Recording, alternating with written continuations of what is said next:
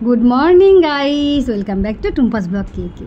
तो आज আমি নিয়ে চলে এসেছি সবজি কিভাবে চাষ হয়। সবজি বলতে আলুর সবজি কী করে চাষ হয় সেটাই আমি আপনাদেরকে শেয়ার করব। আর তার সাথে আমি একটা রান্না করেছি, সেই রান্নাটা শেয়ার করব। তো দেখতে থাকুন, সঙ্গে থাকুন কিভাবে কি করছি, কিভাবে কি দেখাতে চাইছি। তো আলুটা দেখুন, বীজওয়ালা আলু কিনে এনেছিল, সেই আলুগুলো পিস পিস করে রেখেছে। তো এই আলুগুলো কিভাবে বসাতে হয় সেগুলোই আমি দেখাবো।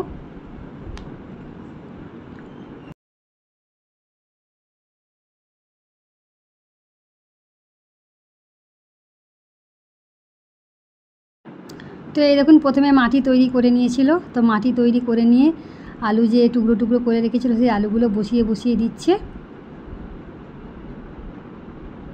কিভাবে বসাচ্ছে একবার দেখুন, দেখলেই বুঝতে পেরে যাবেন। আর এই আলুগুলো আবার মাটি দিয়ে ভরে দেবে। এই দেখুন, একজন মাটি কেটে কেটে আসছে, মানে ভরে ভরে দিচ্ছে আর কি, যে আলুগুলো বসিয়ে বসিয়ে দিয়েছে। প্রত্যেকটা জিনিসের এক একটা সিস্টেম আছে। এই রকম সিস্টেমের আলু বসালে তবেই কিন্তু আলু হবে, নইলে কিন্তু হবে না। আর দেখুন চারিদিকে একই কাজ হচ্ছে, আর মাঠের পর মাঠ দেখুন আলুর চাষ। তো কত মেহনত করতে হয় বুঝতেই পাচ্ছেন আলু চাষ করতে গেলে।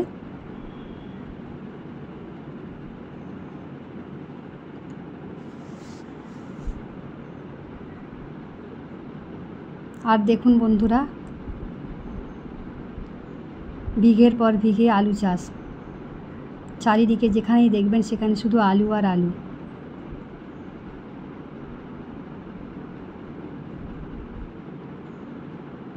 আলুগুলো বসানো হয়ে গেছে।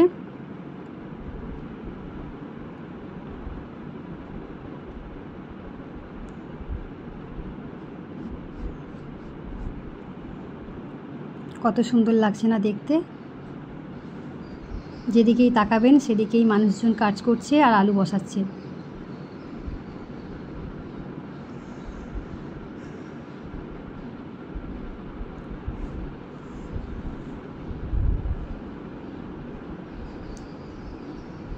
মহিলারাও আছে, সঙ্গে যোগ দিয়েছে যাতে কাজটা তাড়াতাড়ি হয়ে যায়।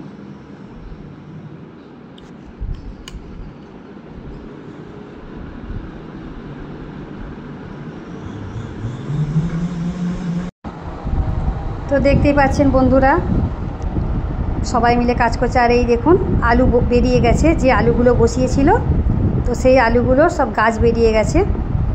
কি দারুণ লাগছে না দেখতে। যখন সবুজ হয়ে যাবে তখন আরও কত সুন্দর লাগবে। লম্বা লম্বা যখন গাছ বেরিয়ে যাবে একসাথে, সব কিছু সবুজ আর সবুজ দেখতে লাগবে।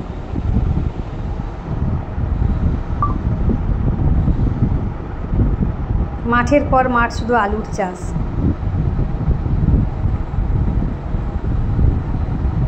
প্রথমে তো মাটি তৈরি করতে হয়, তারপরে এরকম প্রসেসিং করে আলু বসাতে হয়।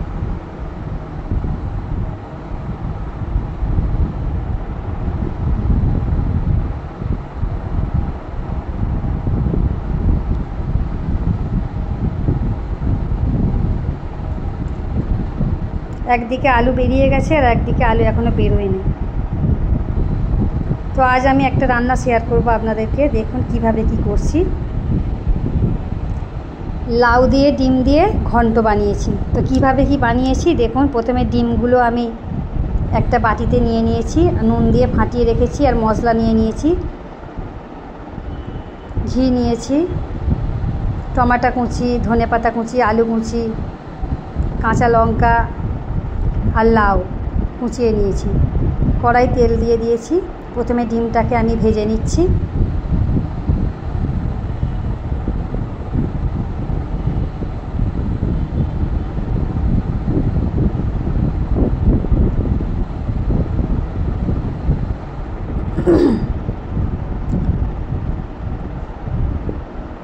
তো আমি 4টে ডিম দিয়ে করছি, আপনারা আরও বেশি ডিম দিতে পারেন। যত বেশি ডিম দেবেন তত ভালো লাগবে। আমরা 3 জনে খাবো বলে সেই পরিমাণে করছি। তো ডিমটাকে আমি ঘেঁটে দিচ্ছি যাতে ঝুরো ঝুরো হয়ে যায়।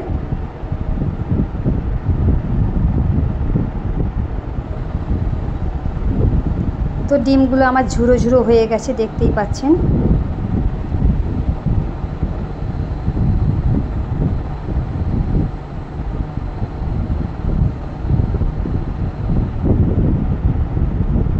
তো এটা আমি একটা পাত্রে নামিয়ে নেব। ফের কড়া বসিয়ে দিয়েছি, দিয়ে খানিকটা তেল দিয়ে দিয়েছি।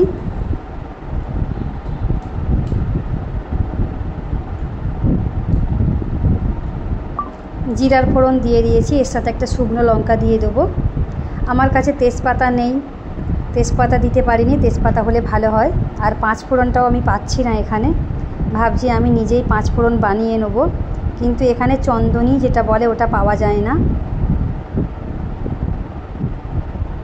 বাকি সব কিছু পাওয়া যায়। যে সবজিগুলো আমি কেটে রেখেছিলাম সেইগুলো আমি দিয়ে দিয়েছি। সবজিগুলো আমি ভালো করে ভেজে নেব।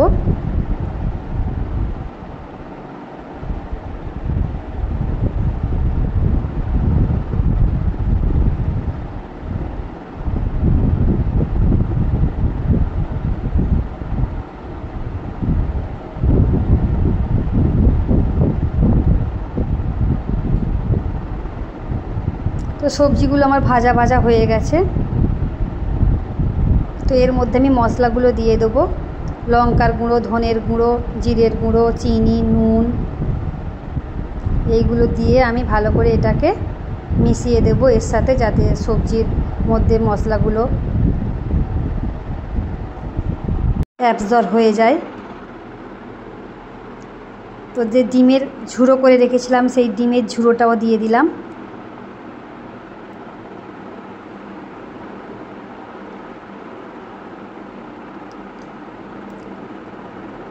দিয়ে আমি ভালো করে কষিয়ে নিচ্ছি মশলাটা, কাঁচা গন্ধ চলে যাবে এতে করে।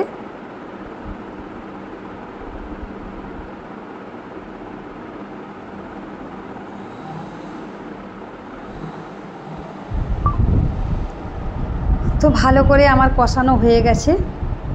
এর মধ্যে আমি পরিমাণ মতো জল দিয়ে দেবো।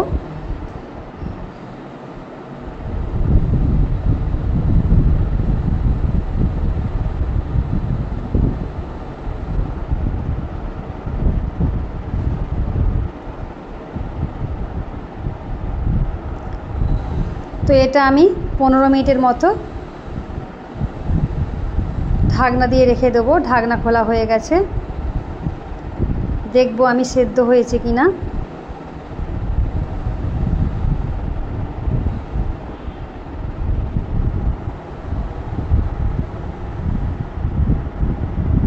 তো যে এলাচটা আমি রেখেছিলাম সেই এলাচটা দিয়ে দিলাম।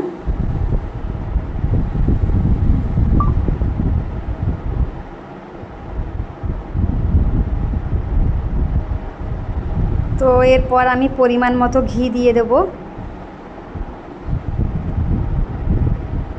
আপনারা যতটা ঘি খাবেন সেই অনুযায়ী দেবেন। আমরা একটু ঘি খেতে পছন্দ করি, সেই জন্য আমি একটু বেশি করেই দিয়েছি।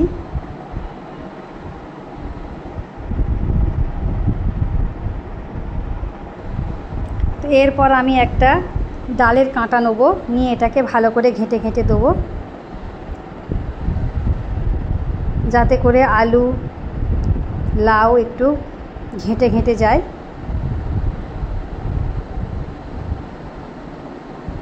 ডিম লাউয়ের ঘন্ট মানে একটু ঘাঁটা ঘাঁটা হলেই ভালো লাগবে।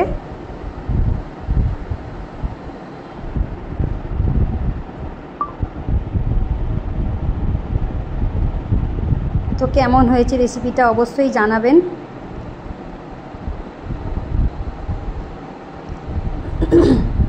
ভালো লাগলে কমেন্ট করবেন, শেয়ার করবেন।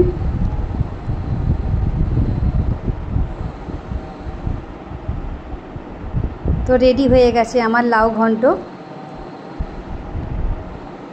কালারটা কতটা সুন্দর এসেছে দেখতেই পাচ্ছেন। তো আজকের মতো ভিডিওটা আমি এখানেই সমাপ্ত করব। Tata, bye bye. আবার নেক্সট ব্লগে দেখা হচ্ছে, ততক্ষণ দেখতে থাকুন, সঙ্গে থাকুন। আবার নতুন রেসিপি নিয়ে চলে আসব, নইলে অন্য কোনো ভিডিও। সবাই ভালো থাকবেন, সুস্থ থাকবেন, এই প্রার্থনা করি ভগবানের কাছে।